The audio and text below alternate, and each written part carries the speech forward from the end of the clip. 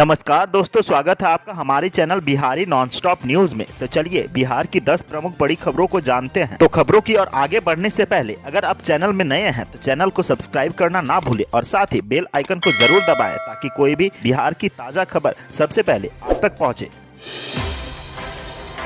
बिहार में alert, police ने पाकिस्तान के 2 आतंकवादियों को पकड़ा। 13 जिलों के एसपी और रेल पुलिस को चौकन्ना रहने की चेतावनी। पाकिस्तान के 2 आतंकवादियों की गिरफ्तारी के बाद बिहार में अलर्ट घोषित किया गया है। सूबे के 13 जिलों के एसपी और रेल पुलिस को चौकन्ना रहने की चेतावनी दी गई है। रेलवे सुरक्षा बल के मंडल सुरक्षा आयुक्त AK लाल ने आतंकी कार्रवाई को लेकर 13 जिलों के एसपी सहित रेल पुलिस को अलर्ट रहने का आदेश जारी किया है। दिल्ली पुलिस की स्पेशल सेल द्वारा गिरफ्तार पाकिस्तान समर्थित 6 आतंकियों से पूछताछ के बाद इस ISI मॉड्यूल के मास्टरमाइंड हुमैदुर रहमान और जाकिर शेख को गिरफ्तार किया गया है। इन दोनों पाकिस्तानी आतंकवादियों की गिरफ्तारी के बाद रेलवे सुरक्षा बल के मंडल सुरक्षा आयुक्त ने समस्तीपुर, दरभंगा, सीतामढ़ी, सुपौल, मोतिहारी, बेतिया, मुजफ्फरपुर, खगड़िया, मधुबनी, बेगूसराय, सहरसा, मधेपुरा, पूर्णिया SP सहित रेल पुलिस अधीक्षक मुजफ्फरपुर और कटिहार को पत्र भेजा है। गौरतलब हो कि दिल्ली पुलिस की स्पेशल सेल ने बीते मंगलवार को पाकिस्तान समर्थित आतंकी मॉड्यूल का पर्दाफाश किया था।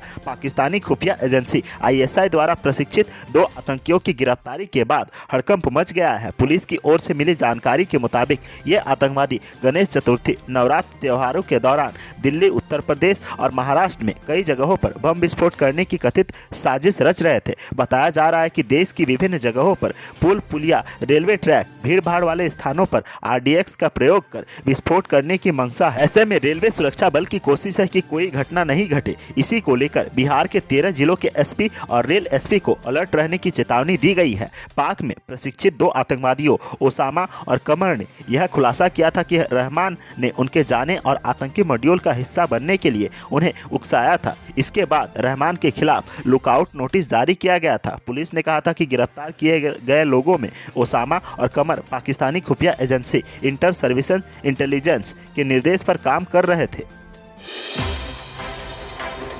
बेरोजगारी को लेकर चिराग ने सरकार से पूछा सवाल, 19 लाख रोजगार देने का वादा कब पूरा करेंगे। जमुई के सांसद चिराग पासवान बीते सोमवार को दिल्ली से पटना पहुंचे। पटना एयरपोर्ट पर मौजूद कार्यकर्ताओं ने उनका स्वागत किया। पटना एयरपोर्ट पर पत्रकारों के सवालों का जवाब देते हुए चिराग पासवान ने बताया कि बिहार विधानसभा उपचुनाव में उनकी पार्टी प्रत्याशी को उतारेगी। इसकी जल्द औपचारिक घोषणा की जाएगी। पूर्व MLC विनोद कुमार सिंह के लोजपा से JDU में शामिल होने पर चिराग पासवान ने कहा कि चिराग पासवान को तोड़ने का निरंतर प्रयास किया जा रहा है। वहीं जब पत्रकारों ने यह सवाल पूछा कि केंद्रीय मंत्री पशुपति कुमार पारस रामविलास पासवान की पुण्यतिथि मना रहे हैं, जिसमें मुख्यमंत्री नीतीश कुमार भी शामिल होंगे, क्या आप भी शामिल होंगे? इस सवाल का जवाब देते हुए चिराग पासवान ने कहा कि देश भर में हमारे नेता रामविलास जी के प्रशंसक और चाहने वाले इतने हैं कि हर जिले में उनकी पुण्यतिथि मनाई जाएगी। बिहार के हर एक जिले में लोजपा के जिलाध्यक्ष पुण्यतिथि कार्यक्रम आयोजित कर रहे हैं। उनके समर्थक चाहते हैं कि उनकी याद में यह कार्यक्रम होनी चाहिए।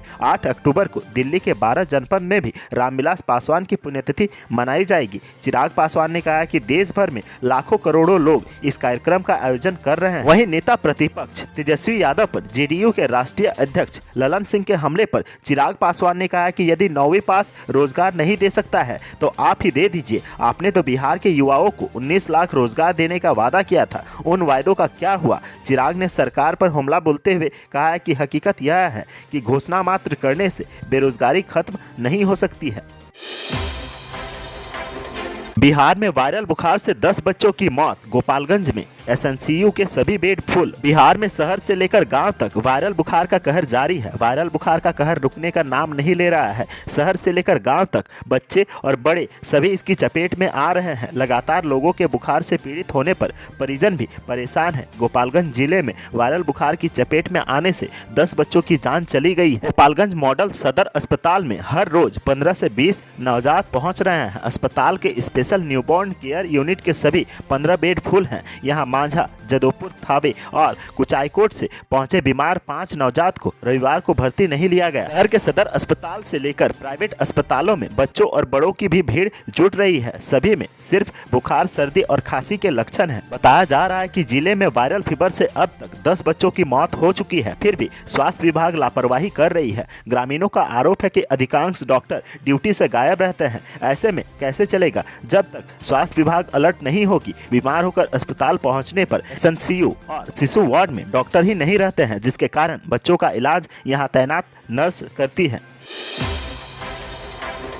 आखिरकार अटल पथ पर चालू हो गया फुट ओवर ब्रिज। मंत्री नितिन नवीन ने किया उद्घाटन। महीनों इंतजार के बाद राजधानी के अटल पथ से जुड़े लोगों को आखिरकार पहला फुट ओवर ब्रिज मिल गया। पथ निर्माण मंत्री नितिन नवीन ने बीते सोमवार को अटल पथ पर बने पहले फुट ओवर ब्रिज का उद्घाटन किया। इस मौके पर दीघा विधायक संजीव चौरसिया भी मौजूद रहे। आपको बता दें कि अटल पथ फुट ओवर ब्रिज का निर्माण फरवरी महीने में शुरू हुआ था और इसे पूरा होने में तकरीबन 8 महीने का वक्त लगा। फुट ओवर ब्रिज के निर्माण की रफ्तार बेहद धीमी रही। कोरोना के कारण जब लॉकडाउन लागू था, उस दौर में भी फुट ओवर ब्रिज का कामकाज प्रभावित रहा। अटल पथ पर कुल 4 जगहों पर फुट ओवर ब्रिज का निर्माण कराया जाना है। पहले फुट ओवर ब्रिज का निर्माण महेश नगर के पास से कराया गया है। इसके निर्माण में कुल 3.44 करोड़ रुपये की लागत आई है। इस फुट ओवर ब्रिज के निर्माण से महेश नगर और कृष्णापुरी के लोगों के बीच संपर्क सुलभ हो गया है। ओवरब्रिज का निर्माण गावर कंस्ट्रक्शन लिमिटेड नाम की कंपनी ने कराया है।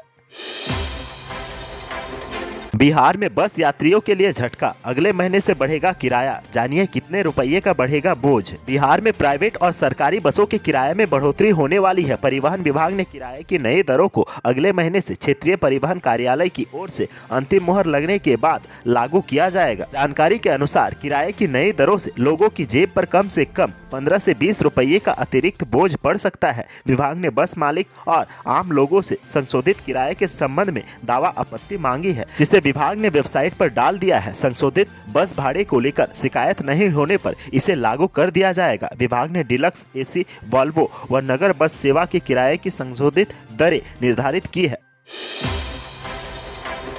बिहार पंचायत चुनाव में दागी मुखिया जी को मिली बड़ी राहत, लड़ पाएंगे चुनाव। बिहार में पंचायत चुनाव की प्रक्रिया जारी है। इससे जुड़ी खबर यह है कि जिन मुखियाओं पर योजनाओं में गड़बड़ी करने का आरोप है, लेकिन अब तक पंचायती राज विभाग की तरफ से उन्हें दोषी करार नहीं दिया गया है, ऐसे मुखिया और पंचायत प्रतिनिधि इस बार पंचायत चुनाव लड़ पाएंगे। हालांकि रोहतास जिले के चेनारी प्रखंड के 10 मुखिया पर राज्य निर्वाचन आयोग ने चुनाव लड़ने पर रोक लगा दी है। इधर पटना में 8 दागी मुखिया पर अब तक पंचायती राज विभाग की ओर से कोई कार्रवाई नहीं की गई है। आपको बता दें कि महीने भर से पटना में 8 मुखिया के चुनाव को लड़ने को लेकर उहापों की स्थिति बनी हुई थी, लेकिन पंचायती राज विभाग ने उन्हें अब तक दोषी करार नहीं दिया है, लिहाजा चुनाव लड़ने पर रोक नहीं लगाई गई है। पटना के जिन मुखिया को राहत मिली है उनमें पालीगंज, धनरुआ, पटना सदर, नौबतपुर और बिहटा प्रखंडों के मुखिया शामिल हैं। इन सभी पर आरोप है कि नली गली और जल जीवन हरियाली मदद से मिली राशि का दुरुपयोग किया है। ऐसी स्थिति में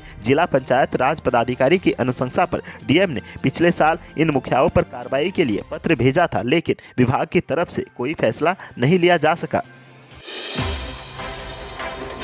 बिहार में स्कूली बच्चों को बड़ी राहत, इस साल के अंत तक जारी रहेगा ऑनलाइन क्लास का विकल्प। कोरोना महामारी की दूसरी लहर खत्म होने के बाद भले ही बिहार में स्कूलों को खोल दिया गया है, लेकिन ज्यादातर बच्चे अभी भी ऑफलाइन क्लास के लिए स्कूल नहीं जा रहे हैं। ऐसे में ऑनलाइन क्लासेज को लेकर अब बड़ा फैसला किया गया है। नीतीश सरकार ने इस साल के आखिर तक बच्चों को ऑनलाइन क्लास का विकल्प जारी रखने का फैसला किया है। बिहार बाल अधिकार संरक्षण आयोग के अनुशंसा पर शिक्षा विभाग ने राज्य के स्कूली बच्चों के लिए दिसंबर तक ऑनलाइन कक्षाओं को जारी रखने पर मुहर लगा दी है। अब बच्चों के पास दोनों विकल्प रहेगा। बिहार बाल अधिकार संरक्षण आयोग के अध्यक्ष डॉक्टर प्रमिला कुमारी ने शिक्षा विभाग को लेटर भेजा था। ऑनलाइन क्लास को लेकर बीईपी के राज्य परियोजना निदेशक ने सभी डीईओ को इसे सुनिश्चित कराने का निर्देश दिया है। इसके तहत सरकारी स्कूलों के बच्चों के लिए डीडी बिहार पर रोजाना 5 घंटे की पाठशाला पूर्ववत चलती रहेगी। बाल अधिकार संरक्षण आयोग के अध्यक्ष ने जिला शिक्षा को भेजे अनुशंसा में कहा है कि बच्चों को अपनी शिक्षा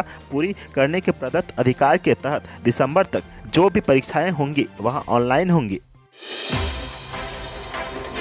IGIMS में अब 5 लाख में होगा लीवर ट्रांसप्लांट, 10 लाख का अनुदान देगी केंद्र और राज्य सरकार। बिहार में अब मरीजों का लीवर ट्रांसप्लांट 5 लाख रुपये में किया जाएगा। पटना के IGIMS में यह सुविधा मरीजों को मिलेगी। केंद्र और राज्य सरकार इसके लिए IGIMS को अनुदान देगी। अभी 10 लोगों का लीवर ट्रांसप्लांट किया जाएगा। प्राइवेट अस्पतालों में लीवर ट्रांसप्लांट को लेकर मरीजों को 40 से 60 लाख रुपये तक खर्च करने होते हैं, लेकिन जिस तरह से केंद्र और राज्य सरकार ने लीवर ट्रांसप्लांट को लेकर अनुदान देने की स्वीकृति दे दी है, अब लीवर ट्रांसप्लांट के लिए 5 लाख रुपये लगेंगे। इस बात की जानकारी अस्पताल के अधीक्षक मनीष मंडल ने दी है। IGIMS के अधीक्षक मनीष मंडल ने बताया है कि पहले से ही लीवर ट्रांसप्लांट का काम संस्थान में हो रहा है, लेकिन इससे ज्यादा पैसे खर्च होते थे। जो मरीज यहाँ पहुँचते थे वो लीवर ट्रांसप्लांट कराने से कतराते थे, क्योंकि इतना रकम चुकाना गरीब मरीजों की बस के बात नहीं थी। मरीजों को इसी परेशानी को देखते हुए केंद्र और राज्य सरकार को पत्र लिखा गया था। सरकार ने इसे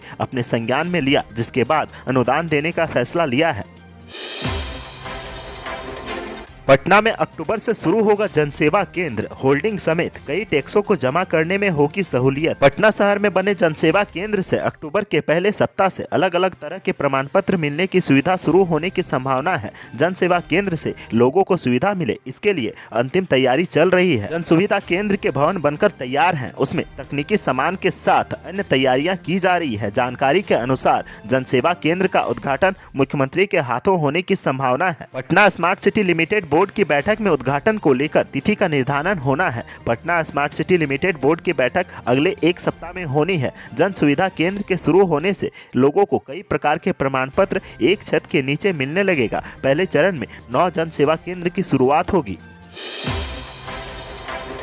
बिहार में मौसम विभाग का अलर्ट, 8 जिलों में भारी बारिश और वज्रपात की चेतावनी। बिहार में मौसम का मिजाज एक बार फिर से बदला हुआ है। पटना समेत 8 जिलों में बारिश की संभावना जताई जा रही है। तेज बारिश और वज्रपात को लेकर मौसम विभाग ने नया अलर्ट जारी किया है। अगले 24 घंटे में मौसम की स्थिति को देखते हुए बिहार के कई जिलों के लिए ऑरेंज अलर्ट जारी किया गया है। मौसम विभाग के मुताबिक मुजफ्फरपुर, बक्सर, अरवल, पूर्वी चंपारण, गोपालगंज, सिवान, पटना और भोजपुर जिले के कुछ भागों में अगले 2 से 3 घंटे में हल्के से मध्यम दर्जे की मेघ गर्जन और वज्रपात के साथ हल्की से मध्यम बारिश होने की प्रबल संभावना जताई जा रही है। मौसम विभाग की ओर से लोगों को घर से बाहर नहीं निकलने को कहा गया है। लोगों से यह आग्रह किया गया है कि वे सतर्क और सावधान रहे। यदि खुले में हैं तो जल्द से जल्द किसी पक्के मकान की शरण ले, ऊंचे पेड़ और बिजली के खंभों से दूर रहे।